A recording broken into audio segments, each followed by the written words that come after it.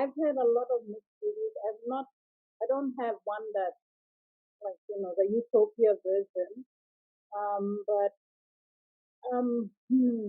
I think some of the longitudinal studies I did with this Melbourne expert, that was a really, really good way of evaluating. So she used participatory method, and I did the analysis part of that evaluation.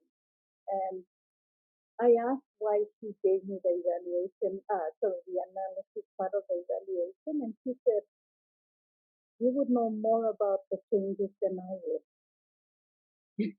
And she said things like, "We can bring up this graph.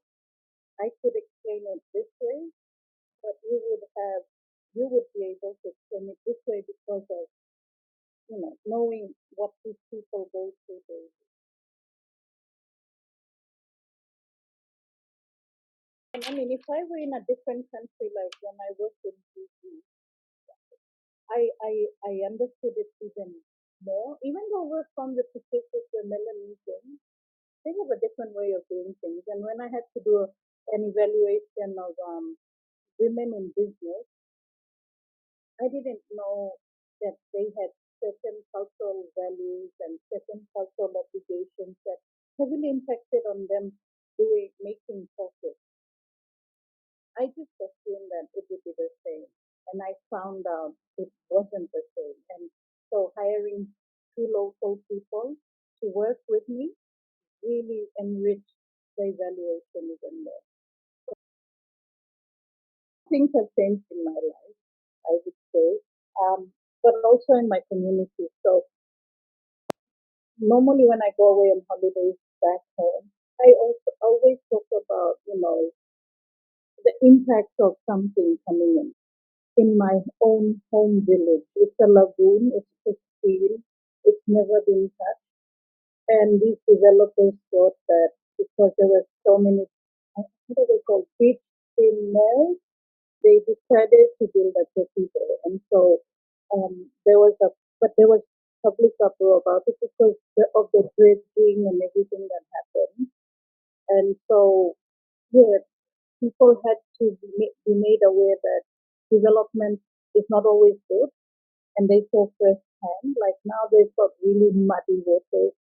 A lot of their fish have left. The types of fish they normally used to catch, and so yeah, people are now asking, oh, why did they do this here? And so a lot of the times we go home and we tell them about, things we learned from our evaluations. And I think that's really good because we get to share about what our profession does.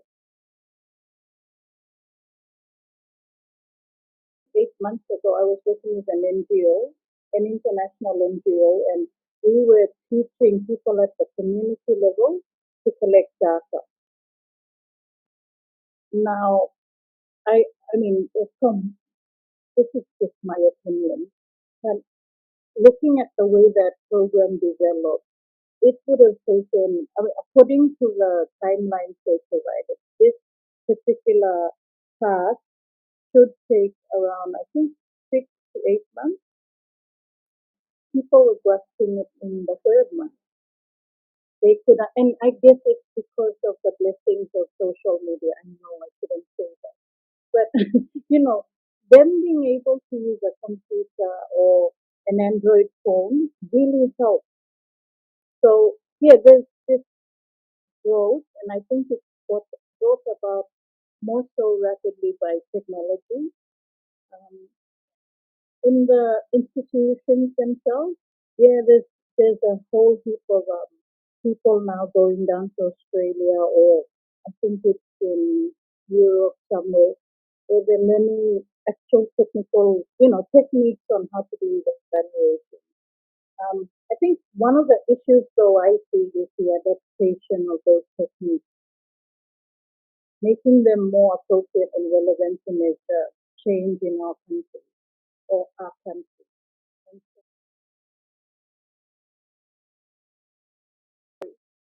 Yeah, I think they have a big part to play. We have a big part to play. I mean, if we don't tell our development story the way, then who will? And who can actually portray it much better? The onus is on us, and I think the association needs to build more local capacity where it can, and to empower more people, but to also understand how they could potentially develop, progress positively as a society or a community. Without that kind of knowledge, I think people will not be able to demand appropriate development.